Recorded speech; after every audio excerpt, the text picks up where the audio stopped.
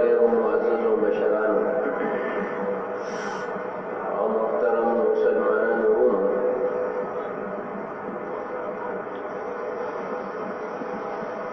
مخکې جمعو کې د انبیاء کرامو په عصمت او د هغوی په شان باندې بیانات شوي وو. بیا د هغې نه پس د صحابه کرامو په شان او په مقام باندې بیانات وشو.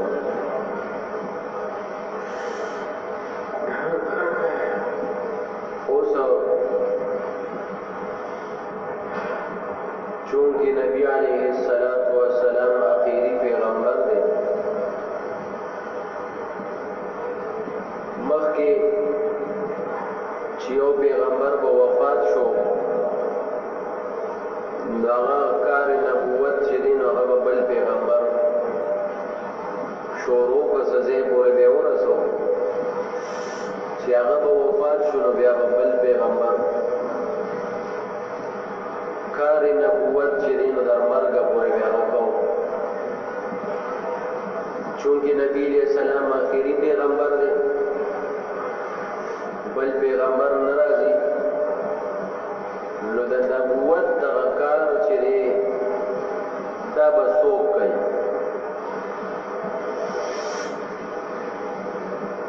نو نبی علیه السلام صحیح حدیث دی فرمایي چې ان العلماء ورثة الانبیاء، چې عالمان چې دي نو دا د پیغمبرانو وارثان دي. او بیا فرمایي چې ان الانبیاء لم یورثوا دینارا ولا درهما، چې پیغمبرانو دینار او دراهم پیسې ټکي مالونه او جیدادونه د هغوی نه په میراث کې نه دي پاتې شوي، بل ورثوا العلم، بلکې علم دې په میراث کې پاتې شوی دی. او فمن اخذه اخذ بحظ وافر، او دا د علم دا میراث چې چا حاصل کو لوی د دین ډېره لویه حصه حاصله کړه.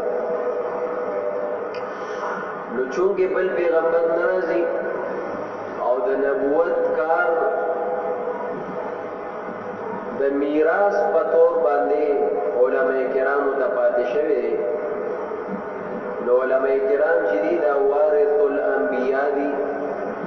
د پیغمبرانو وارثان دي، او دغه د نبوت او د دین کار چې دی نو علماء کرام به کوي. د دې د وجې نه سورې مجادله کې الله فرمایي یرفع الله الذین آمنوا، چې څومره انسانان الله پاک پیدا کړي نو مرتبه پکې د هغه خلکو چتای چې چا ایمان راوړي. په ټولو مخلوقاتو کې مرتبه او فضیلت الله پاک انسان لور کړي، دومره بل مخلوق لنه دی ورکړي. او په انسانانو کې مرتبه بیا ایمان والو مسلمانانو لور کړي ده، او بیا په ایمان والو مسلمانانو کې مرتبه والذین اوتوا العلم درجات، هغه خلکو له ورکړي ده چاله چې علم ورکړي شوی دی. نو په عام مسلمانانو کې مرتبه چې دنو دا د علماء کرامو اوچته ده، چونکې دې سره هغه میراث دی، هغه علم دی چې هغه د نبوت علم دی، او هغه علم پیغمبرانو سره وو. دی هغه کار کوي کوم چې د بني اسرائیل او مخکې پیغمبرانو کم کار کو. مثلا چې آسمانی کتاب په یو پیغمبر نازل شو، هغه به وفات شو، نو بل پیغمبر براغی هم د دغه پیغمبر د آسمانی کتاب دغه تبلیغ، دغه درس او تدریس او دغه خودنه به خلکو ته کوله.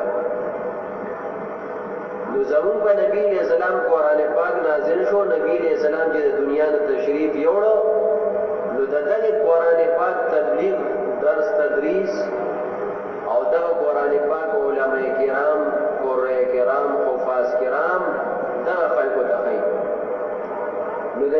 السلام د امت عالمان او قاریان او حافظان هغه کار کوي کوم چې به د نورو امتونو پیغمبرانو کو نو میراث او وراثت وای دغه دا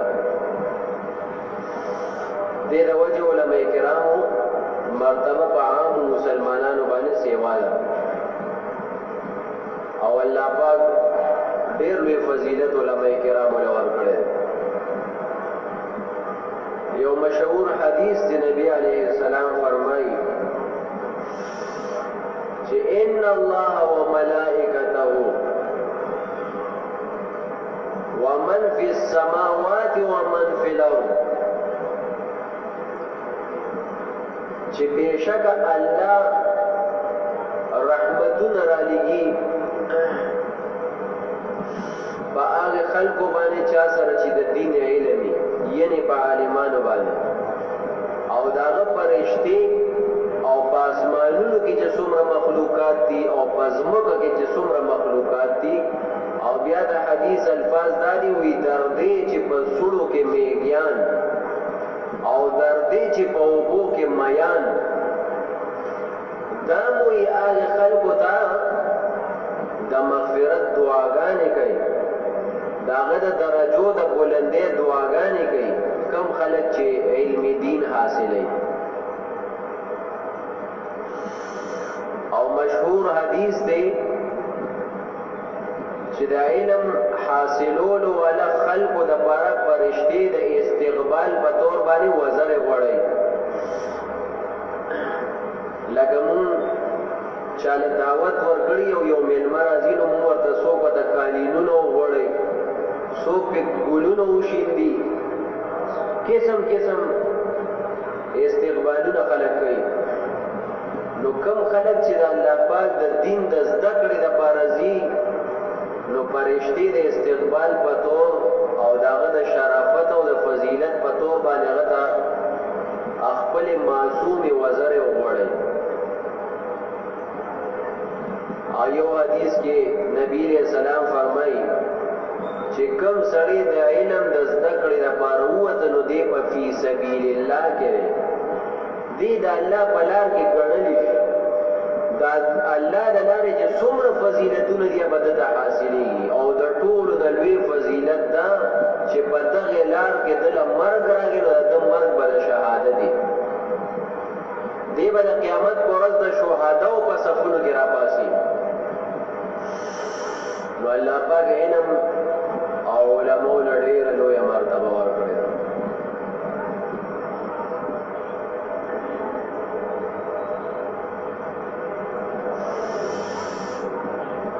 قرآن پاک کې الله فرمایي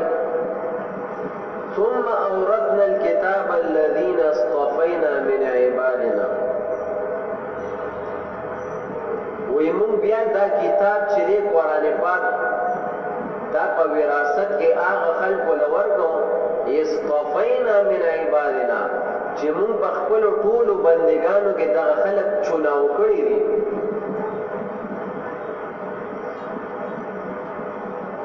دا اکثر استاد شاګردانو کې چناو کوي ګره چې هغه دارا پاسه دا یو څو بګه متعین دي چې کوم دا غز په ذهن کې قابلانی په کوم باندې دا اطمینانی په کوم شاګردانو دا اعتمادي ایته چوناو شوی وي الله فرمایي چې دا کتاب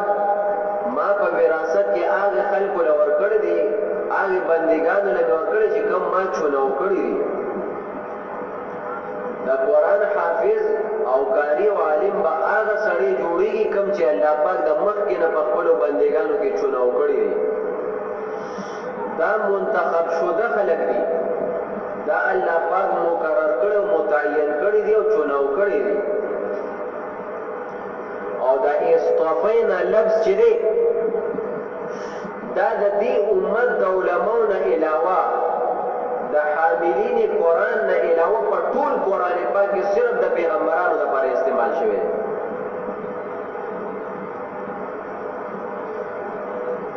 دا قرآن تلاوت چې کې نو زی په زی د استوفینا لفظ راځي چې مونږ چوناو کړي دي، نو ورپسې به پیغمبران راځي چې ابراهیم او اسحاق او یعقوب او موسی او عیسی وغیرہ.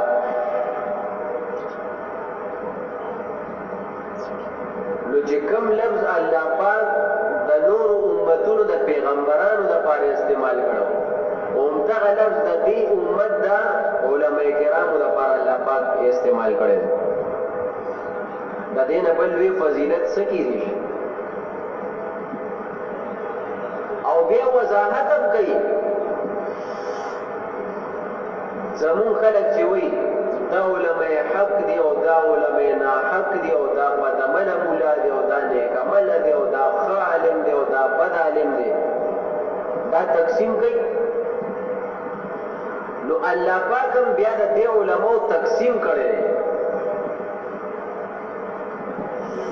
لومبه ولا هغه لفظ استعمال کړي کوم چې پیغمبرانو له استعمال کړي. بیا زمو ستا په ذهن کې چې کوم سوالونه پیدا کیږي چې دا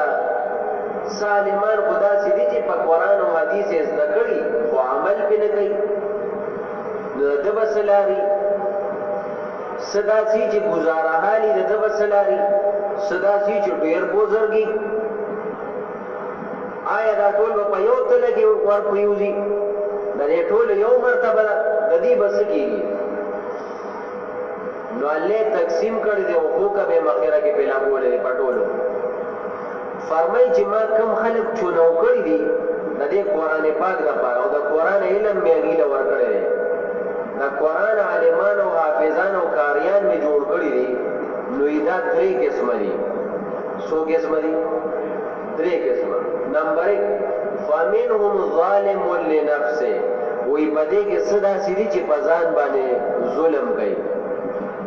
یعنی پدې کې څه ظالمان دي. په مولیانو قاریانو حافظانو کې څه سړي ظالمان دي، بے انصافه. مونږ چې ورته وایي چې دا هغه عالم دی چې علم ورسره شته خو عمل یې پې نشته، دا د قرآن حافظ او قاري خو دی خو د ده پې عمل نشته. نو ړومبی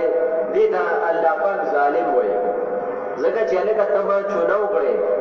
تاله ما د قرآن علم درکړ، په ټولو انسانانو کې مې ته منتخب کړې او ته پې بیا هم عمل نه کوې، نو دا ډېر لوی ظلم په ځان نه کوې. نو ظالم لنفسه، دا هغه عالم او حافظ او قاري دی چې دې په ځان ظلم کوي.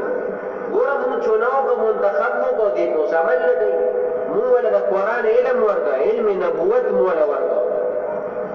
چې څنګه د نورو امتونو پیغمبران چونه وکړو، نو د دې امت مې علماء کرام چونه وکړو، د قرآن علم مې ورکړو او دې بیا اوس عمل نه کوي. نو دا ډېر لوی ظالم دی.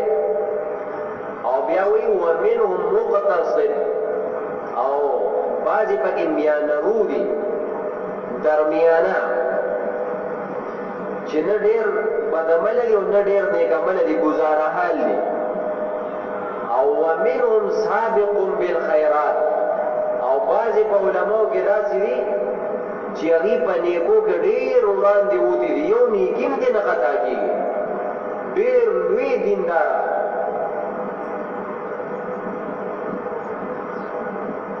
خو د درې واړو باره کې حکم الله څه وایي. بعضې خلک داسې دي چې ما د علم دپاره چونو کړي، د خپل کتاب علم مې ورکړی دی، نو څه داسې دي چې عمل پې نه کوي بلکل، څه داسې دي چې داسې نیمګړی شان عمل پې کوي، 100% پې نه کوي، او څه داسې دي چې 100% پې عمل کوي. درې قسمه عالمان شو. د درې واړو حکم څه دی؟ ذلک هو الفضل الکبیر. د درې واړو حکم دا دی چې وایي دا د الله پاک ډېر لوی فضل په دې باندې شوی دی. درې واړو ته یې زیری اورولې دی. داسې نه وي ویلي چې دا یو به جهنم ته ځي او دا بل دا جهنم او جنت په منځ کې چې کوم ځای دی هلته به ځي، او دا درېیم چې دی دا نیکعمله عالم نو دا به جنت ته ځي. داسې نه دي ویلي. وایي ذلک هو الفضل الکبیر.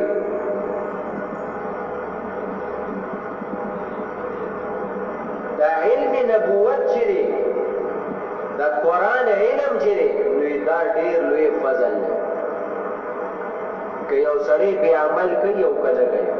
او کله عمل په کوي او ډېر عمل په کوي خود له الله فضیلت ورکړي دی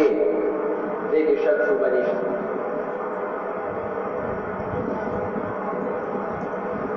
امام مالک سے چاپوخ کی ویل ډېر لوی امام دیر شوی بلې څلورو امامان وی الله پاک در سره سم معامله وکړه نو دی وی چې الله پاک را سره حساب کو ځان ته مخامخ کړم نو زه یې ټول را پیدم داسې چې صبر سره کوي نو ما ته الله پاک وی چې یریګه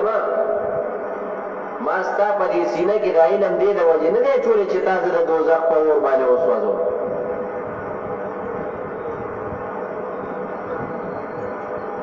او یو حدیث شریف کې راځي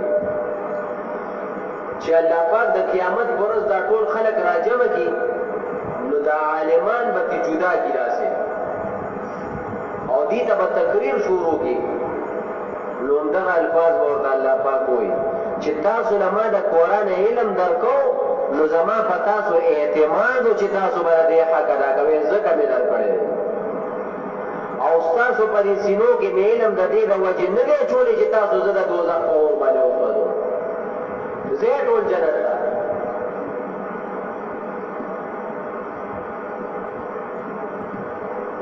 روح المانی په تفسیرونو کې ډېر لوی تفسیر دی په 13 جلد کې علامہ علوسی ډېر لوی عالم ډېر شوی دی هغه د دې آیات تفسیر داسې کوي وی چې چاله الله پاک د قرآن علم ورکړی دی عالمان دي فمنه ظالم لنفسه پدې کې صدا سړي چې په ځان ظلم کوي علم ورسره دی او عمل پې نه کوي دا په ځان ظلم شو الکه بل دی خو په خپل په عمل نه کوي نعمت بل ورکه او په خپل د نعمت نه مستفید کیږي خپل دې فائدہ نه لې دا هغه دی چې په ځان ظلم کوي نو دته بس کیږي کم داسې عالم دی چې الله پاک د قرآن علم دل ورکړي خو دې په عمل نه کوي د دې عالم بس څنګه حشري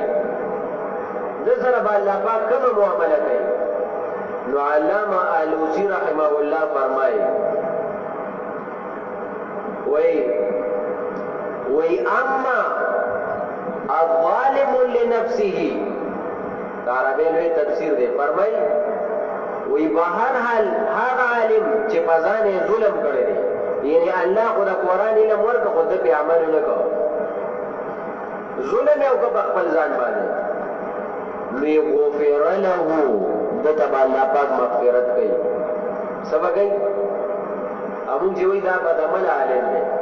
علامہ علوسی وی غفر له دته به بخشش کیږي دی به او بخلی شي بس او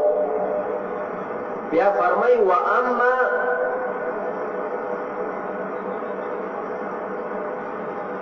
المقتصد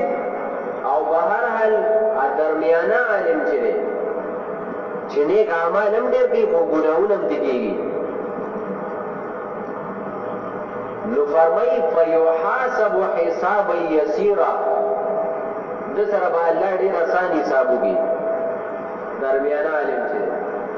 د سره به الله پاک ډېر آسان حساب وکړي آسان حساب څه شی دی قرآن کی سورہ انشقاق کے اللہ فرمائی فاما من اوتی کتابه بیمینه کم سړی چې عمل نامه په خلاص کې ورکړې شو نو فسوف يحاسب حسابا يسيرا نو د سره به آسان حساب کتاب وکړي شي وينقلب الى اهله مسرورا او خپل اهل او عیال او خاندان ته ډېر په خوشاله را واپس شي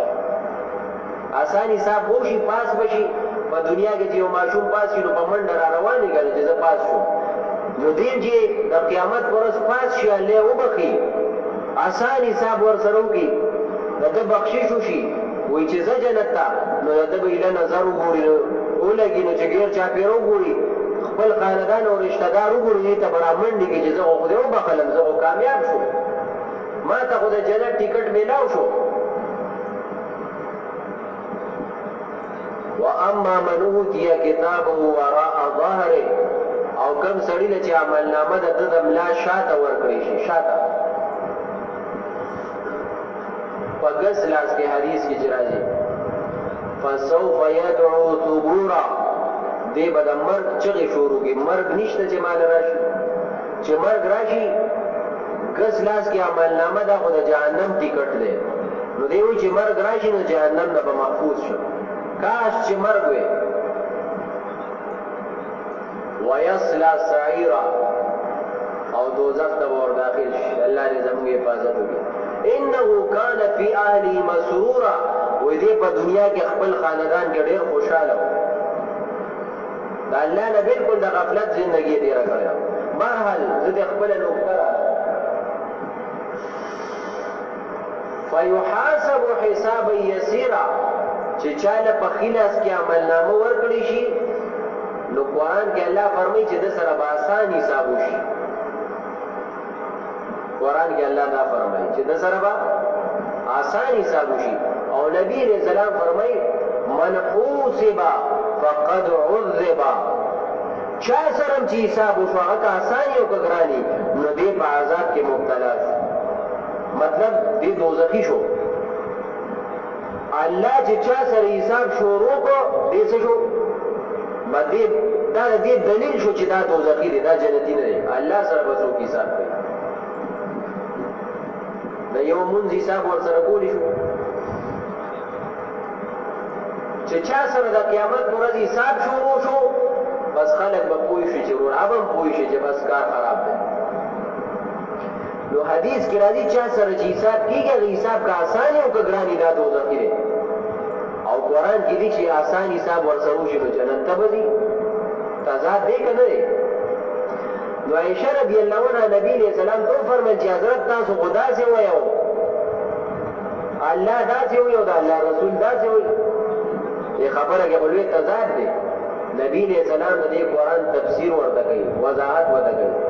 وایي د دې حساب یسیر د آسان حساب نه مراد صرف پیشي ده، حساب نه دی. الله ته به صرف ورپېښ شي، الله به ورسره حساب نه کوي چې صرف ور مخامخ شي نو ورته وایي جزا حساب ورسره شروع کوي نه. او چې شروع شو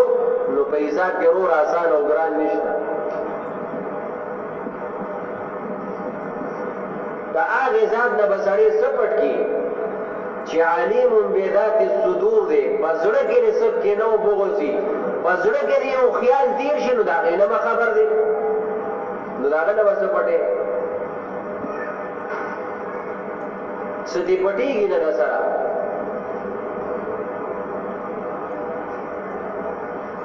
او فرمایي چې په یو مجلس کې 3 کسانی نو څلورم ورسره ځم، او که څلورې پنځم ځم، او که یوي نو دویم ځم. نحن اقرب الیه من حبل الورید، انسان ته مونږ د ده د سټ د رګ نه هم زیات نږدې یو. الله فرمایي نو دغې ذات نه به سړی څه پټ کړي او هغه سره به حساب څنګه کوي. نو نبي علیہ السلام فرمایي چې د آسان حساب نه مراد پیشي ده، نه چې حساب ته نه دی مراد، پیشي ته مراد ده. الله ته به صرف ورپېښي ور مخامخ به شي نو الله به ورته چې ځه ومې بخلې، او چې حساب یې ورسره شروع کړو نو بس کار خراب شو. نو درمیانه عالم چې نیکۍ هم کوي خو ګناهونه هم دې کېږي. نو علامه الوسی صاحب د روح المانی د دې زمانې په تفسیرونو کې دې نه ښه تفسیر بل نشته. 13 جلد کې د بکاتیا جلد کې تفسیر وګورئ نو دا په باندې دی. هغه وایي چې داسې درمیانه دی. و اما المقتصد نو فیحاسب حسابا یسیرا، د سره به آسان حساب کیږي. او د آسان حساب تفسیر مې د نبی علیہ السلام د زبان مبارک نه وکړه چې څه شو چې دغه به صرف الله ته پیشي وشي، ور مخامخ وشي، الله به ورته جزا جنت.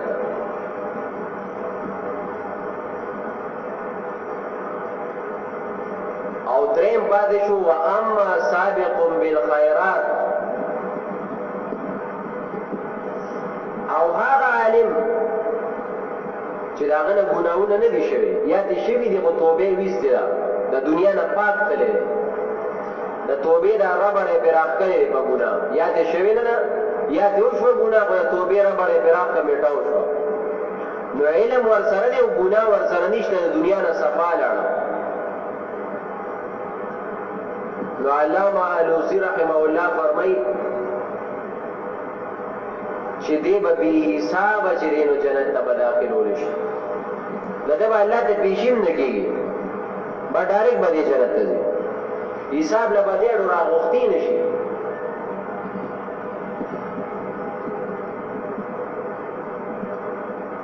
او عبدالله ابن عباس رضی الله عنه د قرآن پاک د ټولو نه مشهور مفسر دی په صحابه کرامو کې په قرآن باندې د ټولو نه زیاته پوهه الله پاک دله ورکړې وه هغه په دې آیات په تفسیر کې د نبی علیہ السلام یو حدیث را نقل کړي چې دې آیات کې الله پاک دا هغه انسانانو مسلمانانو ذکر کړي کوم چې الله پاک د قرآن علم ورکړي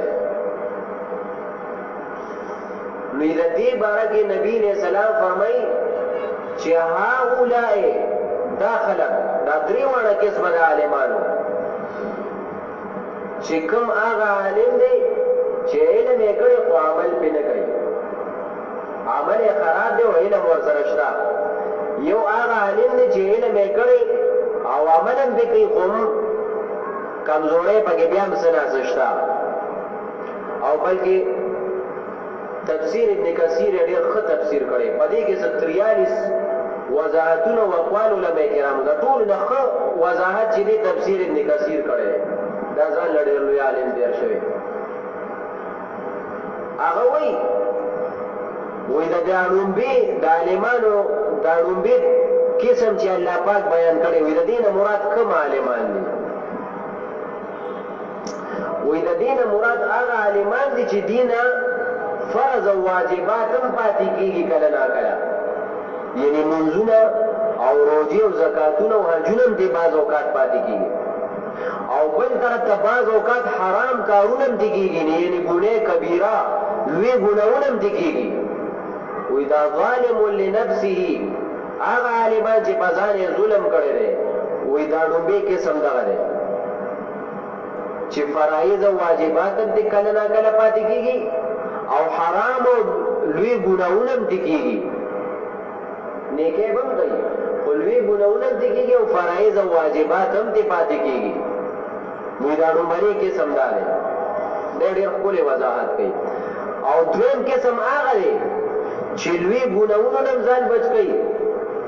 او فرایض او واجبات هم دې نه پاتې کېږي خو داسې دا سنت او نفل او دا ډېر ازبرګي پکې نه وي په داسې ګزاره حالي ډېر حرام کارونه هم نه کوي او فرایض او واجبات هم ادا کوي خو ډېر نفلونه او صدقې او خیراتونه او ډېر ذکرونه او ډېر ازبرګي پکې نه وي دا دویم قسم شو منهم مقتصد دغه تفسیر کوي او ومنهم سابق بالخيرات او په نیکو کې روان دي چې وتی دي نو دا هغه عالمان دي دې دویم کې دا ویلي چې حرام کارونه خو دې نه کېږي خو مکروه دي کېږي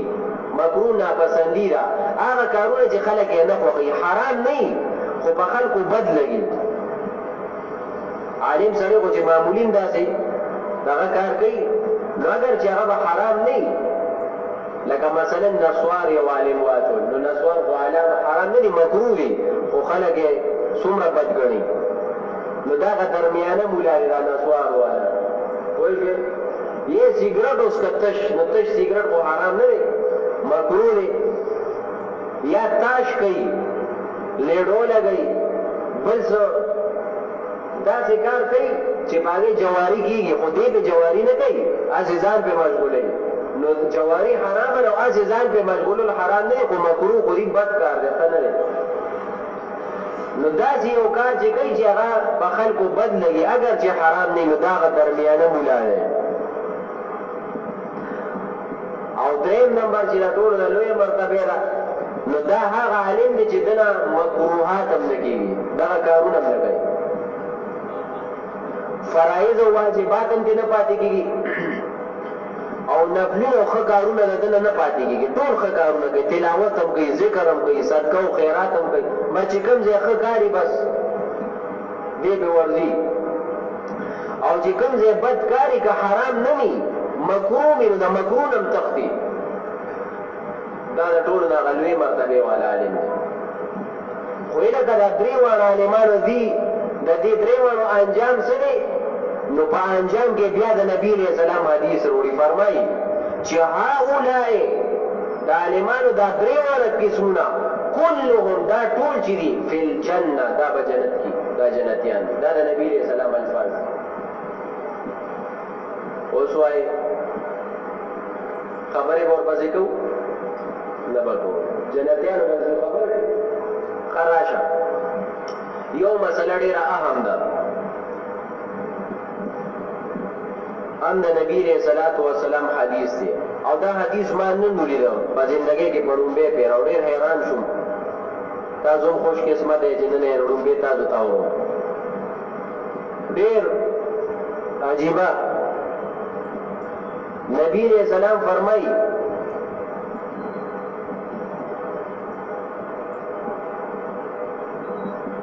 د علماء کرامو متعلق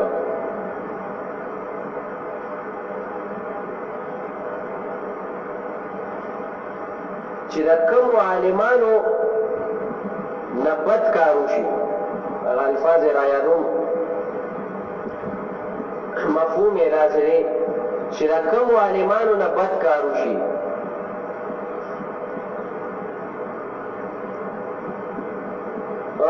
دا الفاظ دي، اتقوا ذلة العالم. لومبنۍ جمله د حدیث دا ده چې د عالمانو د لغزش نه ځان وساتئ، د عالمانو د غلطۍ نه ځان وساتئ. څه مطلب؟ عالمان چې کوم غلط کار کوي نو هغه ته مه کوه. عالمان چې کوم غلط کار کوي هغه ته مه کوه. زموږ د عوام څه وایي؟ وایي چې عالمان څه وایي هغه کوه، چې څه کوي نو هغه. نو دا خو مې د پښتنو نه اورېدلي، خو د نبي علیه السلام نه مې نه و اورېدلی، نن مې هلته نه مو اورېده. اتقوا ذلة العالم. وایي د عالمانو د غلطۍ نه ځان وساته، چې عالمان کوم غلط کار کوي ته مه کوه، ځان له دلیل مه جوړوه چې تا د څوکۍ به دا کار غلط دی، ته وایې چې دا خو فلاني مولي صاحب هم کړی دی. لکه نو چې مولي صاحب غلط کار وکړو نو هغه حلالېږي نه. د عالم چې کومه غلطي کوي نو غلطي په ثواب نه بدلېږي. چې عالم یې کوي نو ولې دا به جایز شي؟ بیا ناجایزه عالم جایز کولی شي نه. عالم خو صرف بیان کوي د جایز او ناجایزو، چې دا جایز دی او دا ناجایز دی. البته کتابونه لیکلي چې یو کار دا عالم یو کار داسې وکړي چې ستا په علم کې هغه غلط کاري، چې ته وایې چېرې دا خو غلط کار دی، او عالم وکړو نو کتابونه لیکلي پکار دي چې ته ترې تپوس وکړې. دا ورته مه وایې چې ته دا کار ولې کوې او مه کوه او پلانې وډېرې، هغه خو پوهېږې، بیا به ته نور څه پوهېږې. او که ضد کې دې راوست په غلط کار به ته دومره دلایل وایي چې بیا به تا سره جواب نه وي. نو چې هغه په غلط کار ووینې نو ته به ورته وایې چې یاره پلانې کار جایز دی که ناجایزه دی. دا به ورته نه وایې چې تا چې کوم کار کړی نو چې درته وي ناجایزه دی نو بس ځان ترې ساته، او که وایي جایز دی نو بیا ترې ځان پوهې کړه چې یاره زما ذهن کې خو ناجایز او ما پرې پوهې کړه څنګه جایز دی. خیال لرئ؟ نو چې عالمان کوم غلط کارونه کوي او خامخا به غلط کارونه کېږي، ولې؟ ته انسان یې او هغه انسان دی، تا سره هم شیطان دی هغه سره هم شیطان، تا سره هم نفس دی هغه سره هم نفس دی. نه هغه پیغمبر دی او نه ته پیغمبر یې. د پیغمبرانو متعلق زموږ عقیده څه ده؟ چې معصوم دي، ګناه ترې نه کېږي. د چا نه ګناه نه کېږي؟ د پیغمبرانو نه کېږي. نفس او شیطان ورسره شته، خو دواړه الله پاک د هغه تابع کړي، ځکه ترې نه کېږي. او د فرشتو متعلق زموږ دا عقیده ده چې د هغې نه هم ګناه نه کېږي. وجه دا ده چې شیطانان د هغې نه یېرېږي، خواله نه ورځي، او نفس ورسره شته نه، نو د ګناهونو دواړه اسباب هغه فرشتو سره شته نه سره، نو د هغې نه هم ګناه نه کېږي. او ما او تا سره د ګناهونو دواړه اسباب دي، عالم سره شته او عامي سره هم شته. نو چې څنګه امي سره د ګناه دغه دواړه اسباب شته د دې د وجې د ګناه کېږي نو همدغه دواړه اسباب عالم سره شته هغه نه به هم کېږي خیال لري خو ستا دپاره څه حکم دی ستا دپاره حکم دا دی چې هغه نه کومه ګناه کېږي نو هغه ځان دپاره دلیل مه جوړوه چې دا خو فلاني مولي صاحب هم دا غلط کار کړی نو بس دا جایز دی زه هم کوم نه هغه چې څه وایي نو په هغې عمل کوه چې څه کوي غلطي دې وشي په هغې عمل مه کوه ښه جناب عالم دی چې څه وایي په هغې به عمل کوو او چې کومې غلطۍ کوي په هغې به عمل نه کوو مسله خو مې یو یاده کړه د حدیث لومبۍ جمله دا ده دویمه جمله یې دا ده چې لا تقطعوه چې کوم عالم داسې دی چې بیان خو ډېر ښکلی کوي علم ورسره ډېر دی خو عمل یې نشته ګناهونه کوي نو ده سره به زموږ ستا معامله صحیح په دنیا کې څنګه معامله به ورسره کوو نو نبي علیه السلام فرمایي چې قطع تعلقي به ده سره نه اختیاري تعلق به ورسره نه ختموي ده سره به خپل تعلق نه ختموي هغه عالم چې د قرآن او حدیث علم ورسره شته او عمل یې پې نشته بدعمله عالم دی خو ته به ده سره بیا هم تعلق نه ختموي ولې ادې پې عمل نه کوي ته یې زده کوه ته پې عمل کوه که نه خیال لري ځکه که یو عالم سره علم دی او هغه پې عمل نه کوي او تا تې نفرت وکړو او ده سره دې تعلق ختم کړو نو ته به دین د چا نه زده کوې مثلا ټول مولیان بدعمله شو نیک عمله پکې یو نشته او ټولو مولیانو سره یې تعلق پرېښو نو دین به د چا نه زده کوې د دې جواب شته دین بل چا سره شته دین خو الله پاک د عالمانو په سینو کې اچولی دی اوس چې د عالمانو عملونه خراب شو اخري زمانه ده ته به څه کوې نو نبي علیه السلام فرمایي لا تقطعوا عمل به خرابي خو ته به ترې نفرت نه کوې ته به ورسره تعلق نه ختمې ځکه چې ده سره علم دی ده سره دین دی نو که تا ورسره تعلق ختم کړه ته به دین د چا نه زده کوې او چې د دین نه محرومه شوې نو نبی علیہ السلام فرمایي فقیه واحد اشد علی الشیطان من 1000 عابد چې یو د قرآن عالم دا شیطان ته د زرو عبادت گزارو خلکو نه ګران دی په دوکه کولو کې زر امیان دیندار امیان زر کسانه په اسانه دوکه کوي او یو عالم دوکه کول ولا ګران دی او چې دغه عالم سره د تعلق پرې دی دې د وجې نه چې د هغه عمل ټیک نه دی نو شیطان د آسان شوې که نه شوې دین به د چا نه زده کوې یو مثال یې در کوم بل او د هغې دلیل هم د قرآن نه در کوم قرآن کې الله فرمایي د والدینو باره کې ووصینا الانسان بوالدیه حسنا چې مونږ انسان ته حکم کړی ده د والدینو باره کې د ښه سلوک چې والدینو سره به ښه سلوک کې اوس په ذهن کې سوال پیدا شي که ما ته والدین د غلط کار حکم کوي بیا به څه کوم حکم به منم که نه به منم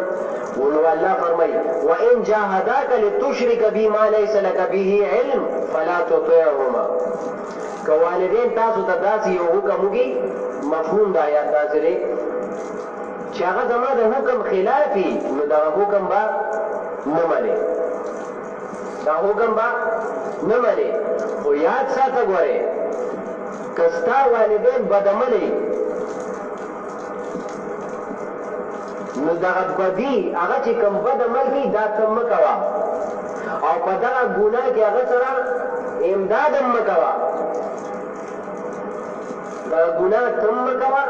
او ده سره په دې ګناه کې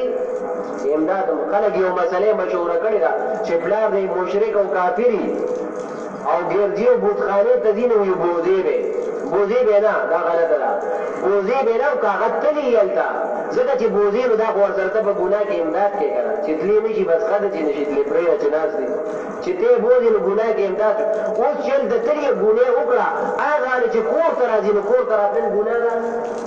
ګناه نه ده نو د هغه غاړې راوستی شي بیا نو ورپسې الله فرمایي چې ګناه کې ورسره امداد مکوا او دغه ګناه کوم ما دغه کې تابعداري مکوا هو صاحبهما فی الدنيا معروفا او په دنیا کې د سره ښه سلوک کوه غواړي دا ستاسو لپاره دلیل نه دی چې ته زما پلار چرسي دي نو بس زه به بې عزتي کوم ته بې عزتي نشي کولی دا هغه عمل چې خراب دی ستا پلار د شرک او کفر نه لویه ګناه شته په دنیا کې نشته ستا پلار که مشرک او کافر هم دی علیاذ بالله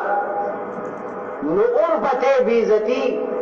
او بې ادبي پتا حرام ده ته به ورسره ټیک ټاک صحیح معامله کوې په دې خبره پوه شوې والدین که د چا صحیح د جانونو بدعملي کافران او مشرکان د دې نه لوی ګناهګار نشي کېدی نو اون بچو ته څه حکم دی چې د والدینو به څه کوې عزت به یې کوې بې عزتي به نه کوې اوس راشه دغه مسله په عالمانو پېټ کا دا مې تعال ته یو مثال وي والدین پلار زمون نسبی پلار دی خونی پلار دی او عالم زمون روحانی پلار دی د دې نسبی پلار د وجې مونږ ته څه میلاو شوي دی دنیا که پلار مونو نو مونږ به نه به او د عالم د وجې مونږ ته څه میلاوېږي جنت نو د دې پلار مرتبه اوچته شو که دغه روحاني پلار اوچته شوه د روحاني اوچته شوه نو ستا خپل نسبي پلار چې هر څومره بدعمله دی کافر او مشرک دی کفر او شرک هم کوي خو ته بې عزتي نشي کولی په تا باندې د هغه بې عزتي سره حرامه ده او د هغه عزت او هغه سره ښه سلوک په تا فرض عین دی دا مسله مې یاده کړه نو د روحاني پلار مرتبه د هغه هم سیوا شوه نو که عالم د جانونو بدعمل هم دی نو په تا باندې بې عزتي سره جواب راکړې تاسو ورته نیت خراب دی سم جواب راکړې که عالم بدعمل هم دی نو په تاسو باندې بې عزتي سره او عزت یې در باندې څه واجب دی لکه که هغه بدعمله دی نو ځان له بدعمله دی ته دې دا علم زده که که نه ته پرې عمل وکړه ته به جنت ته ځې هغه دې دوزخ ته لاړ شي هغه څه کوې ته خیال لري نو نبي علیه السلام فرمایي چې د عالمانو درې واړه قسمونه هغه عالم چې علم یې کړی دی او بلکل پرې عمل نه کوي هغه عالم چې علم یې کړی دی او درمیانه دی عمل هم پې کوي ښه کارونه هم کوي او بد هم کوي مکس کوي او هغه عالم چې ګناهونه د سره نه کوي ټول نیک کارونه کوي نو هؤلاء دا درې واړه قسمونه د عالمانو كلهم دا ټول فی الجنه دا ټول جنتیان دي صحیح ده نور دلایل پیو مې اندر تقیم ختم دی انما یخشى الله من عباده العلماء الله قرآن کې فرمایي وی زما په بندګانو کې زمانه د ټول نه زیات عالمان یریږي څوک یریږي دا تاخیری دلیل ویم ټیم ختم دی څوک یریږي عالمان یریږي بل ځای د سوره بینه آیات دی فرمایي وی ذالک لمن خشی ربه دا ذالک اشاره ده د الله رضامندي او جنت ته چې زما رضامندي او جنت لمن دا د هغه چا لپاره دی خشیه ربه کوم سړی چې د الله نه یریږي بیا ورته غوږ شي یو طرف ته وایي چې زما په بندګانو کې د ټولو نه زیات مانه څوک یریږي څوک یریږي عالمان نور خلک هم یریږي خو زیاته یره د علماو ده د الله پاک نو ته پې تجربه وکړه خیر د پابندګانو کې زیاته یره چې د چا په زړه کې ده نو هغه عالمان دي یرې والا خلک څوک دي د الله نه د مخلوق نه نه او الله فرمایي ذالک دا جنت لمن د هغه چا دپاره دی خشیه رب چې کوم د رب نه یریږي د رب نه عالمان یریږي او جنت د هغه چا دپاره دی چې د رب نه یریږي نو جنت دې ته منطقیان وایي دا صغرا او کبرا ده نو نتیجه د دې څه شوه چې جنت د چا دپاره دی جواب راکړي د عالمانو دپاره دی ته به چېرته ځې نو ستا شفارس به دې کوي نو ته به هله ځې نو چې دلته دې په مخ هغه شي نو به دې کي شفارس او حدیث کې راځي وایي د دومره انسانانو شفارس به کوي کالنجوم فی السما د هر چا دپاره قید راغلی چې حافظان به د لسو او شهید به ده او یو او حاجي صاحب چې دي د 400 او پلانې د دومره او پلانې د دومره خو د عالم دپاره قید نشته چې دی به د 100 د 1000 د لاکو د کروڑو د اربو کې د نشته سوی کنجوم په سما دله بالا دومره اختیار ورکي چې څنګه په اسمان کې د ستوري بشمار دي نو تا ته د بشمار خلکو د شفاعت اختیار دي چې د چا باندې لاس بیا جنت ته بوزا نو چې دلته بوز نه راوستي نو پتا بلاس کیږي چې الله دې جنت ته بوزا قدر به کو بنه به او ته علم زده کولای بدعمل ته د عمل سکے خپل مطلب دې کوه کنه خیال څنګه چې مې ته وی چې والدین بدعمل نه نو پته عزت فرض دی دا عمل پوښو خدای پوښا نو چې عالمان بدعمل نه پته عزت فرض دی د بدعمل ته بل ګوره د علم ته ګوره د پلار بدعمل نه ته مګوره پلارواري ته ګوره چې زما پلار دی ډیر وجه عزت کو دا عالم دې زما روحاني پلار دې ډیر وجه عزت کوم عمل ته مګوره عمل پوښو خدای پوښا کوم بداسي ان شاء الله الله په کور کې مواده وکړو الله سبحانه و تعالی دې